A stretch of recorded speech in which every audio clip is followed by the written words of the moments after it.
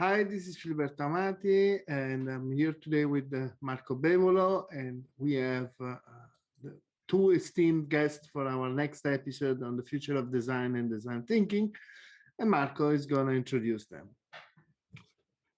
Thank you very much. We are thrilled to have Julio Mario Ottino, who is a Guggenheim Fellow and Dean at the Northwestern University. But most importantly, today is here as co-author of the Nexus, new book that he wrote with my dear friend. I hope you share the feelings and design legend Bruce Mau. So actually we are here today to have an informal conversation about the book, the content of the book, the design of the book, and what the book tells us about a better future. So I would like to start with a question that is actually very basic but very crucial. You mentioned somewhere that you worked on this book across several years of conversations, of exchange. What is that ultimately triggered the need to put all of your conversations into a quite remarkable and quite substantial publication like this, where there is an academic side, a design side, and a very strong message? What is the motivation? What is the spark? I would say there was no spark. I mean, Bruce and I connected shortly after he did the massive change show in Chicago. I mean, there were some crucial points in the conversation. I think one point initially was a little table where I put art, technology, and science and compare them in different categories. That was one. Somewhere in the middle of those 10, 12 years, Bruce showed to me the 3 issues of transformation from Harry Holtzman. That was also crucial. At some point, the lessons of the book became important, but the conversations were frequent, but we never sort of discuss publisher or anything like that. And then maybe because I thought I was running out of time, at the end of 2019, I decided to assemble the notes we had. And this was over Christmas. And by about end of February, I had something semi-decent, kept working just to have a test on how decent the notes were. I approached a couple of publishers. And once one said, yeah, we're interested in this, I told Bruce, I think it's the time to do it now. And then the pandemic and the lockdown started. And that's when basically for us, it was, we were all at home. We live maybe 150 yards apart. But it was all by Zoom. We had lots of meetings every week. And at some point, we formalized a relationship with MIT Press. But there was no trigger. As I said, it was providential that at the end of 2019, I assembled the notes. And the trick was, and I will let Bruce comment on this, for everything that we included in the book, especially with images, there were probably 2 other images that were not included. In fact, I showed recently to someone who was interested more in design, an earlier version and this version, and I would say maybe 20% of the images in the book were in that previous version. Yeah. So no, it was a lot of accumulation, lots of conversations, which made the design easy because we knew exactly what we both like. And Yeah. but it was no, people ask about disagreements. I don't think we ever had one. No. Well, actually, with Bruce, it's total nonsense to speak of the design of the book and the content of the book, because since his collaboration with Rem Koolhaas, I think the design and Paolo Antonelli in the movie Mao by Jono and Benjamin Bergman really demonstrates plastically how the typography becomes an accumulation and meaning itself. But I have to say, Bruce, and please contradict me and shoot me if I'm wrong. If I look to the Nexus compared to Mao MC24 or Massive Change, I think this book to me looks a little bit like as a book designer, you have been going back to some of your earlier work with Zone Books. There is a different approach. There is a more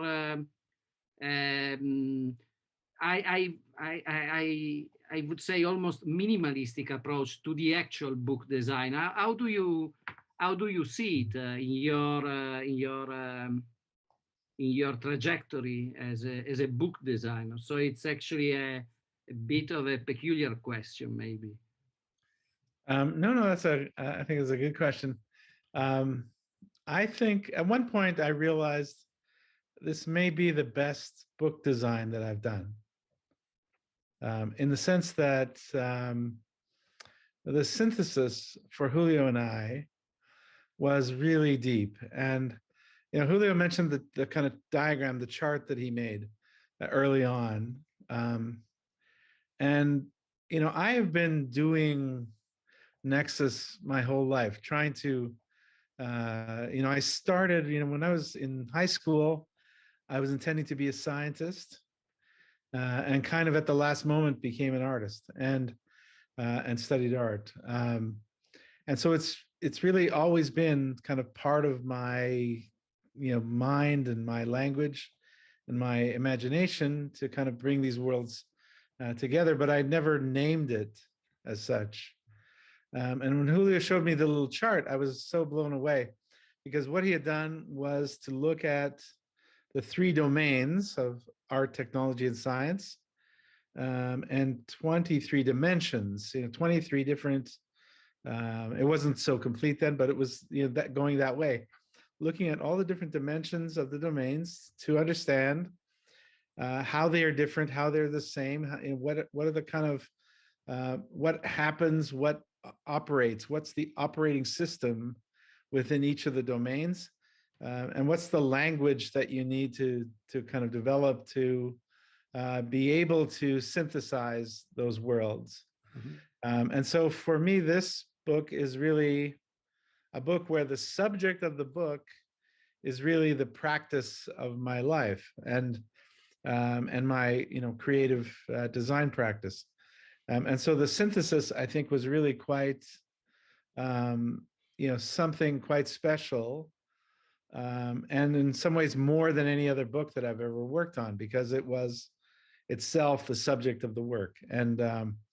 And so for me, the collaboration was, as Julio said, super easy. It was 10 years of coffee and 3 years of Zooms, and something like that.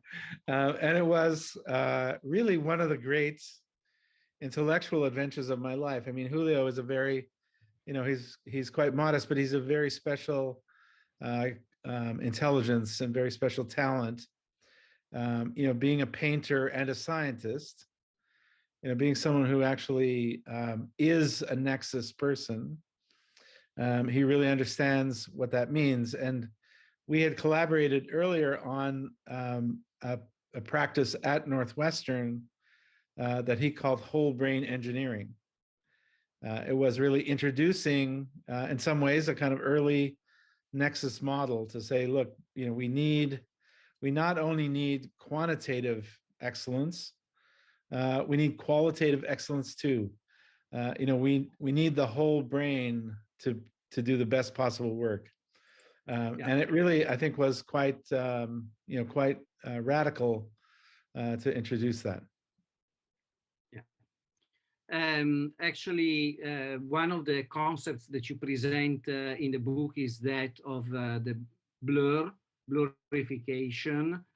And that's a concept Filiberto and I found in our research, in our practice as well from another side. Before you go there, Marco, because you guys never disagree. I always disagree with Marco. It's probably because we are from these different, sides of Italy, different countries of Italy. It's also quite rare that there are two guys from Torino, as in this case, to battle him. One, it's already enough for me usually. So, but anyway, before we discuss about the blur.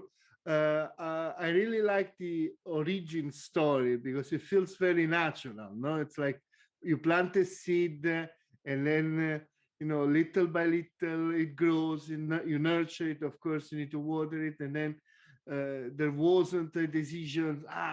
Let's do this together, or there wasn't a lot of contrast. Feels very natural in that sense. But what is Nexus? What does it mean? Why Nexus? Of course. Before we go and talk to the blur, can you explain that to me? So and to our viewers. No. The Nexus is, to me, the place where the people who are part of that, the Nexus, have simultaneously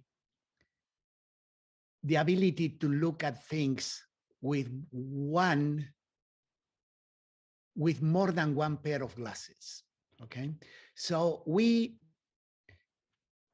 people go to university and get trained. You go to the law school to learn how to think like a lawyer. You go to medical school to think how to think like a doctor in different specialties. And economics the same way. These economists learn a language which they never have to explain to anybody because you live within that circle of economists or lawyers. So the question is, if you are in one of those domains and you are faced with issues that require creative thinking, most of the ideas that will emerge as things that were kind of already existing in that domain, okay? What if somehow you could acquire a second pair of glasses that will allow you to see reality in two ways at the same time, okay? And there's no recipe to do this. You have to have the desire of doing it. But the idea is that if you could look at things with the eyes of a scientist and with the eyes of an artist at the same time, being in this space that we call the Nexus, you will have a much richer set of possible ideas. The thinking space will increase. The downside may be that some of the ideas that will come to you will be kind of diametrically opposed. But the ability of, we say that that's also good, because the ability of handling contradictions I mean, if you never have to handle contradictions in your life, I think you probably have a very narrow lens. You see everything with one lens, and there are lots of examples in the world of single lens viewing of things. So the nexus is the place where these modes of thinking coexist, at least in the minds of individuals. But we make the point that this also applies to teams. There could be nexus teams. A nexus team probably, in order to function, has to have some connective tissue there that are probably these nexus thinking people. But the team itself could be something that operates in this enriched space that we call the nexus. Sorry, the explanation is kind of long, but that's my view of it. Maybe Bruce has a shorter one. Well, I have a kind of purpose for the nexus, which is that the challenges we now face don't fit so neatly into the classical categories. They are really higher order complexity challenges, and therefore they really need the nexus perspective. They need a way, we need a way of looking at them in new ways, because imagining that you're going to solve these new problems with the old categories is not really plausible. So, that's what we really saw when we did massive change. And so when Julio began talking about the nexus and the synthesis, for me, it was very natural to say, of course, that's where we have to go. That's what we're going to need if we're going to be successful in this new world.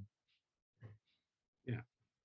Well, actually, before going to the, now I will say it, before going to the blur, because before touching on the blur, you mentioned the Nexus team, and in the book, and also in the recent interview with Fast Company, you speak of a Renaissance team as opposite to a Renaissance man. In this book, there is a lot about Italian Renaissance. There is a lot about Florence, Brunelleschi, and Leon Battista Alberti.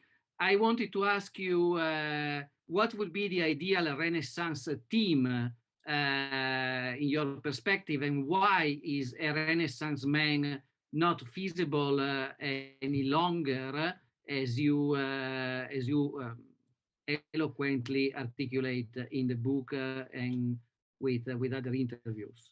So I let Bruce handle that, but let me just give you one framing concept about, there is no way now that, for example, you could talk about a complete mathematician. The last one that fit that category, and we talk about him in the book, was Jules Henry Poincaré. He was the last complete mathematician, the last universalist. In the same way that it's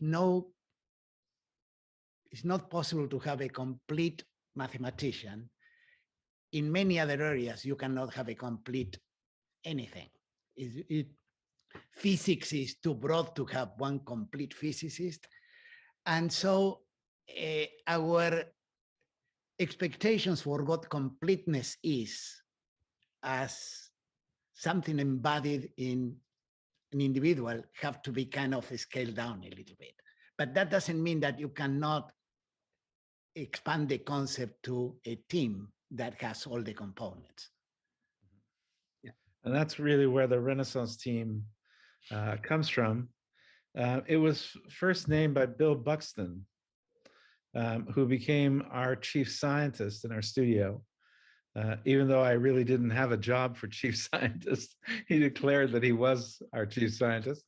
And he began showing up and helping us when we were working on massive change. And he said, Bruce, what you're really doing here is a Renaissance team. You can't have a Renaissance person anymore because the scale of the knowledge is so great. But you can assemble a Renaissance team. You could put together a group of people who together really embody that special experience of the Renaissance, and who together bring the talent and the knowledge and the sensibility of that. But you need to understand what that means, and you need to understand how to be a team player, what it means to contribute at that level. And it takes a special kind of sensibility and talent, but also skill to do it. And really that's what we explore in the book, try to understand, what does it take to work in this new way? What are the lessons we can learn? And therefore the skills we can develop. Filiberto? Do you want to talk about the blur? The blur now, Marco? Yes, now we can talk about the blur.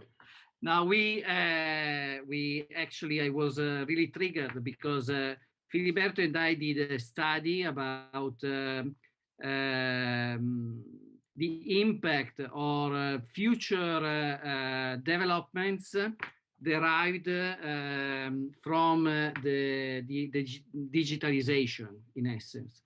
And we started with the hypothesis that due to the digitalization, you don't have leisure time and work time. You have a continuum, because you can sit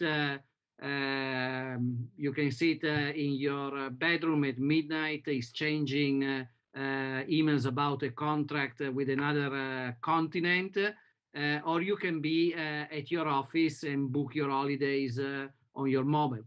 So we explored these with 23, if I remember well, people from industry design, and this was 2017. We had Paolo Pininfarina of Pininfarina. We had people from fast moving consumer goods, pharmaceutics, and we wrote a kind of white paper. Then we converted this white paper into a peer-reviewed paper for World Leisure Journal in 2020, and we brought along some insights from the pandemics, because of course, during the pandemics, the blurring of physical spaces and digital spaces became radically fast and extreme.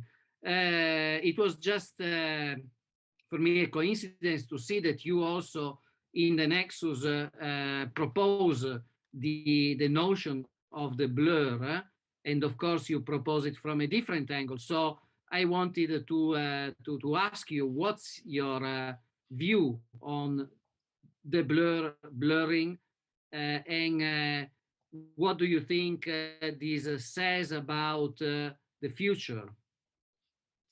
By the way, can I comment something before? You also mentioned 23. So this, the 23 pair of chromosomes that humans have. It's remarkable that we have 23 accidentally. We can pretend otherwise. Yeah, it's totally accidental. It was a summer. I remember some interviews I went to perform in summer suits that were like completely coming from a steam room at the end of the interview, because I was in Torino when I met Paolo Pininfarina, and it was like 38 degrees and 80% humidity. So it's a pure coincidence that after the 23rd, I could not, and Filiberto could not survive any longer, so we stopped. But okay, so Bruce, regarding the question, if you still remember it, can you tackle that one? Sure. I mean, for me, the idea of boundaries and crisp lines between disciplines is really less and less plausible. That you can see in almost everything that we're doing, like you suggest, that we are putting things together in new ways. Combining things, hybridizing, synthesizing, and ultimately, I think what the Nexus as a project really proposes is that it's the synthesis that is really the kind of skill and talent of the future that we're going to need to develop. That ultimately we need to solve the kinds of problems that we had. And if you think about, the way that we approached the problems was that we extracted the problem like an object, from its context, and then applied design to that kind of falsely singular thing, imagining that you could kind of take it out of context. And then, once we had a one-to-one problem solution equation developed, we put it back into context. And of course, it produced all kinds of new problems. We solved that one, but it produced the ecosystem problems that we now have today. And the idea that the ecosystem problems are going to be solved by old category solutions is really not plausible. When I talk to Julio about life-centered design, which is really the practice that we're kind of dedicated to and developing, his response is such a clear articulation was, you're not going to solve climate change with human-centered design. Like when you think about if we're obsessed with the human experience, we miss the big picture. We miss the big lens. And Julio has, I think his kind of metaphor of the big, seeing the big picture, seeing the big lens, and really beginning to kind of synthesize at that level is, for me, what that really is about. And that means blurring the bounds and blurring the categories to really create new kinds of practices. And that's where I think the kind of great opportunity is. And so for me, when I begin to think about that, I think, well, where are the people who already do this? Who are the people who naturally do it? And so we look at cinema. Cinema is a practice of synthesis and blurring that, almost like nothing else. I mean, we have literally, you look at the credits for a big production, and it's, sometimes hundreds, even thousands of people. But you have a kind of synthesis of all of that into a clear, beautiful, coherent, singular experience, and you can kind of make that happen. And similarly in architecture, you have hundreds of inputs to generate one coherent output. And I think that practice of synthesis is really for me, that's the future of design. Yeah. Does that make sense? No, it makes sense. But here comes the challenge from our perspective, where what we observe is the also blurrification of industries and boundaries between industries, with the competition coming from traditionally non-adjacent sectors. Let's talk about an example. If you think about self-driving cars and automotive, besides the fact that in that context, the traditional automotive players are basically seeing competition coming from all directions, there is also a component of healthcare as an automotive platform right now. Travel and lodging as an automotive platform right now, where the travel industry and the hotel industry is thinking of adding, self-driving cars as part of the experience to improve the relationship with the customers, and so on and so forth. All possible futures, of course. Mm-hmm. So in that context, a lot of industry players are concerned about margins and making money, and how they see potential big cakes in their future, but how they see their actually current cake shrinking. So how do we inspire them? How do we get them to also deal with the bigger problem and the bigger elephant in the room when they are concerned with the reshaping of the industry, and then having most of them hard time understanding what's going on? So how do we drive them to do the change that they need to do in the direction we want them to go in that sense. So in the book, we have the picture of two motorcycles from Harley Davidson. One 1912 that has one cylinder and a leather belt. And we put the 1913 because in that year they went to two cylinders and a chain belt. And that second picture is the one that carried Harley Davidson until maybe 5-6 years ago, okay? But at some point you have to be aware that all the experience and knowledge that you accumulated in even fine-tuning the sound of, because Harley Davidson was about the experience. They were selling an experience. At some point, nothing of that matters when it's clear that e-bikes are coming in to the horizon. And I think even though there's only one Harley Davidson, almost every other company has to have an example like that clear in front of their eyes, because almost everything at some point will be disrupted, okay? Well, and the sooner, sorry? No, in the book you mentioned the name of the, I think, the inventor and business leader of a Polaroid at some point, and there used to be only one Polaroid, or there used to be Polaroid as the leader, and that's a little bit the same, that technological innovation is disruptive of categories. Absolutely. Almost automatically. The case of Edwin Land is, we didn't put this in the book. Edwin Land in his time was more famous than Steve Jobs ever was. Exactly. He was advising presidents and so on and so forth in the middle of the Cold War.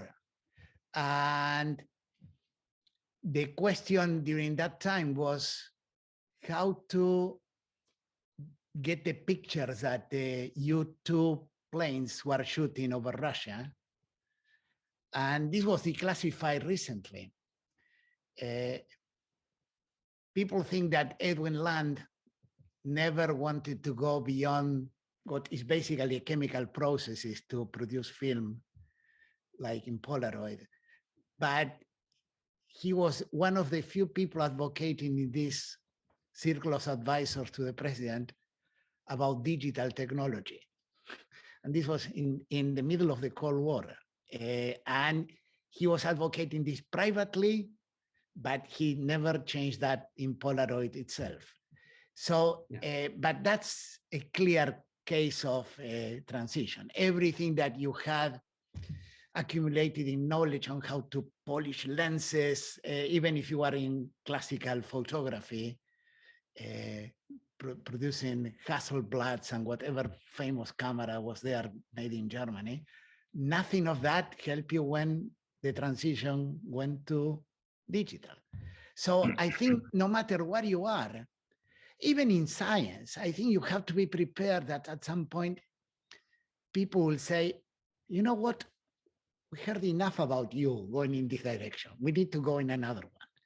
And this, the sooner you kind of get prepared for this seismic change of that awaits to all of us, the better you will be prepared to deal with it. Yeah. Bruce? Yeah, I think, you know, if you follow that line, you get to Kodak, and the digital camera was actually invented at Kodak. And the inventor made a demonstration. He patched together this kind of prototype, and he showed that you could make images and show them on a television. And he did some 200 presentations within the company, including to the board. And the people at the board level said, who wants their pictures on the TV? and they invented the thing that killed them. I mean, it's really an incredible story of what, how this kind of inevitable disruption and this kind of change of scale, right? Because they thought it was ugly, and it's a really, it's a kind of classic Nexus problem. They thought it was ugly. They thought it wasn't. Who would want that when they could have Kodachrome? So there are two examples that come more from the science side of things.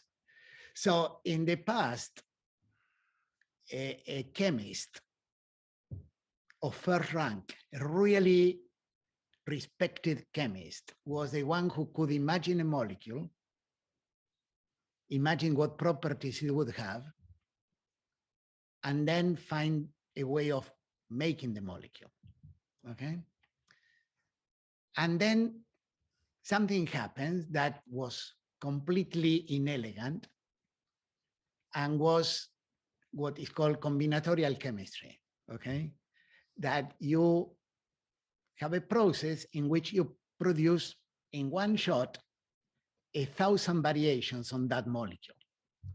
And the idea is one of them has to be good, okay? In the same way that the people who are working on artificial intelligence in the 60s and 70s, what these people wanted to find was the algebra of thought, the elementary building blocks that can produce human consciousness, okay? And for these people, all of these things about machine learning is inelegant. It's just brute force. It's like producing paintings by variations on a computer. But the point is, you have to be prepared for this. May not be elegant, but it's inevitable. And at some point, you have to kind of accept reality. And maybe you always need the kind of odd duck pursuing something that doesn't go in the mainstream, okay? But the question is how many acolytes you can have if you have some way of thinking that is completely orthogonal to the way that everybody thinks. And so those two are coming more from science. There are very few people now, chemists like they were in 1950s, and clearly almost everything now about machine learning and artificial intelligence is not like what people imagine in 1960 and 70, which but people who were working at that point involved people with degrees in philosophy, for example. I don't know where those people are, but the massive change that took place moved more in the direction of what those guys will have called brute force. Yeah. Filiberto? So how do we, and I understand the examples, and in a way, it seems to me that CEOs and leadership in companies are more scared about this Kodak/blockbuster scenario than they are, though, about climate change. Because a lot of them are really pretending to do something about it. So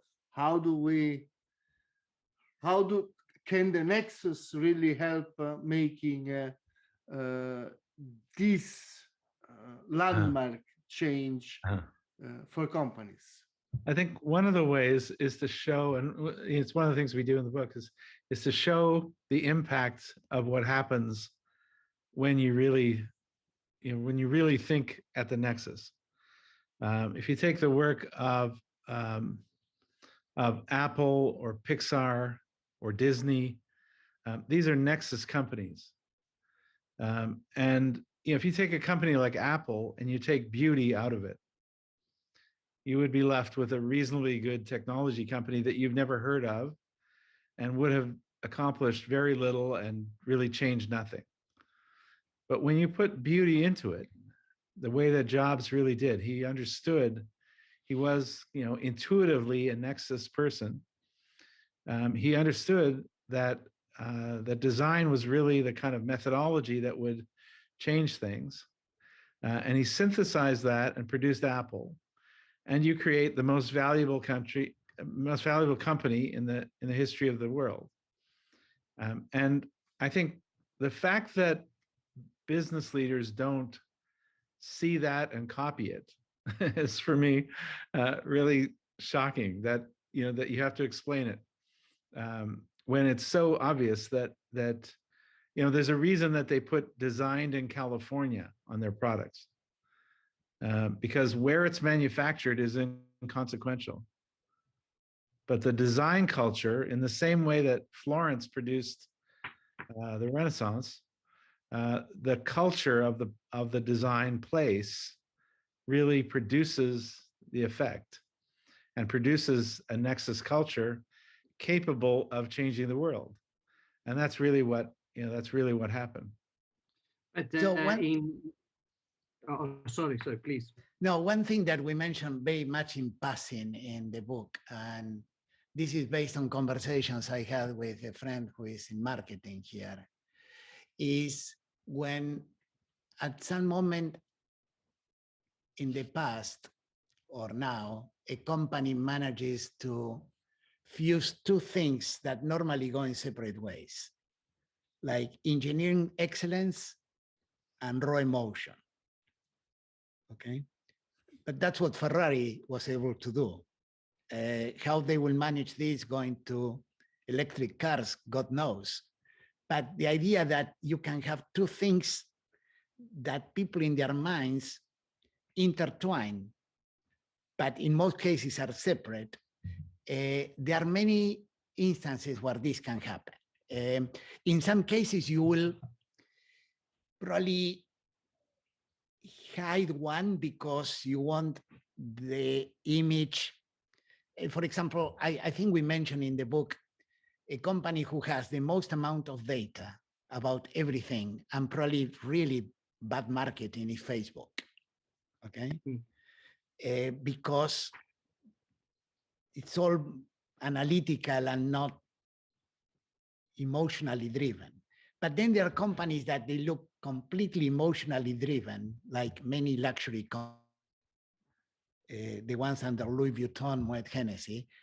They clearly have the analytical part backing them up, but they hide the analytical part because what they are selling is all the creative part. So I think if you look under the hood, you'll find many cases in which these two things are intertwined. In some cases visibly, like in the Ferrari case, in other cases, hiding one more part because it's not part of who they project they are, but you need both parts. Which, by the way, one thing that we talk in the book, and it was in reference to what Bruce was telling us about extracting a problem and solving it, but losing the context. Something that we, at least in conversations, we always say clearly is that there is no big prize for solving correctly what turns out to be the wrong question. Yeah. And that's a very common instance of over analytical thinking and trying to use tools too quickly because you make the problem conform to something that you had seen before. But in doing that, you lose all the context that made the problem complex. It's a really good point. And we've developed what we call a product agnostic practice. In other words, we don't start with the solution being something that we know. So if you ask an architect what the solution is to a problem, the solution will be a building. A product designer will say the solution is a product, and the graphic designer will tell you the solution is graphic design. Whereas if you simply say, we're product agnostic, let's look at the problem and allow the problem to synthesize the solution, to produce the solution that we need. if you can keep that discipline, and it really goes back to the blur that you were talking about. We don't start knowing that the solution to the problem is going to be a specific kind of object. We say, let's look at the problem holistically, and especially ecologically, from a complex contextual ecosystem, to try to understand what really is happening. That will lead us to the solution. And it may be, it may be nothing at all, actually. I've worked on projects where the answer was to do nothing. And, the client didn't notably the MoMA. Yeah. The client didn't expect it. But sometimes that is the right one. That is the answer. But that that's only allowable in a Nexus world, where you can actually focus really on the synthesis and not on the object. Well, you brought a lot of Italy from where Filiberto and I are. You brought Ferrari, Brunelleschi, Florence, the Renaissance, and I would like to do something a bit unconventional to wrap up the interview. This is a book. It's normally not advisable to show a book when you are launching a book, but this is a book I wrote a review about a couple of years ago. It's called Past Futures, Science Fiction, Space Travel, and Post-War Art of the Americas. And basically, it's based on a show curated by Sarah J. Montrose. It's covering Southern American, Latin American art about the future and space in the 1960s. And it has, at one page, this 1968 poster of a show, Los Argentinos en la Luna, Argentinians on the moon. And I wrote a book review about this project. And this is a 1968 collective exhibition. In 1970, the Argentinian pavilion at the Venice Biennale was all about chemistry, biology, and the future.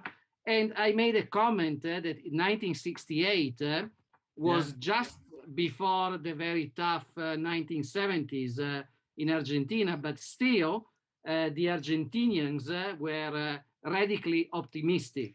And they were dreaming of conquering the moon as Argentinians. Now, my question would be just perhaps in a sort of elevator pitch, but how will the Nexus embody this radical optimism to bring not only the Argentinians, but us all to a preferable future, which is not going to be the moon, because in the meantime we conquered it, but how will the Nexus bring us forward from the point of view of radical optimism, which is the characteristic, one of the characteristics of Bruce's practice and work. Bruce, that's your specialty.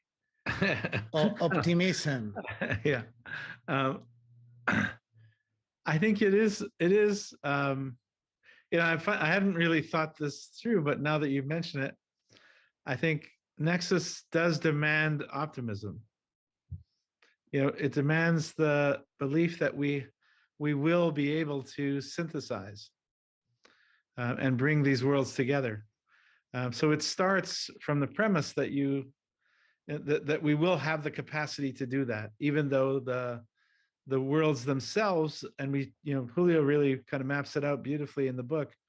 The worlds themselves are becoming more and more complex, demanding, and challenging, and scaling at an exponential pace that makes that synthesis more challenging. But the belief in the Nexus is a belief in possibility, and in the human imagination. And also, even though cases are singular, and there is always some drawback to every case, okay? At some moments in the past, even if briefly, I wouldn't say humanity, but a few people were able to come together and produce outputs that could have been inconceivable if these people were separate. So we pick a couple of examples in there. Some of them lasted only for 14 years, like the Bauhaus. We're still kind of living with consequences of those 14 years. Other ones, not so well known by, you know this, but many people would not. Black Mountain College, for example. But I think that this confluence of talents merging together in a new whole, the expectation is that they will keep occurring. And so if I'm optimistic, is on the belief that those things will happen and we'll be able to tackle problems that we think are impossible to solve now, but it's just based on human record of being able to repeat the things that my optimism is based. Well, thank you so much, Julio Mario, and thank you, Bruce, of course. The Nexus is just out with MIT Press. There are 5 online posters that are microcult digital objects that capture some of the key messages of the Nexus. There is a sort of newsletter with press and with audio contributions, which is all available. I think it's just like every book where Bruce has been involved, it's going to be a milestone, and it's going to be, I remember the book with Rem Koolhaas was the Bible of the desktop revolution on the desk of every graphic designer of the time, and it will surely carry forward the vision and the mission. Filiberto, would you like to wrap up? No, I just wanted to, thank you, gentlemen. It's been really a pleasure and an honor having you with us today, talking about the Nexus. Very inspiring conversation. I wish you all the best with the book, and keep us in mind in the future. We would love to have the opportunity to chat with you again. Fantastic. Yes. And Thank you next so week we are going to have as our guest Busy Williams, and we're going to extend the discussion and the dialogue about the Massive Change Network, the Mao documentary, and some of the ideas we shared today with Busy Williams just in 1 week from now. Thank you so much, Bruce Mao, Julio Mario Ottino, and thank you, and stay tuned. Thank you so much. Arrivederci. Thank you. Thank you. Delicious. Grazie, arrivederci. Ciao.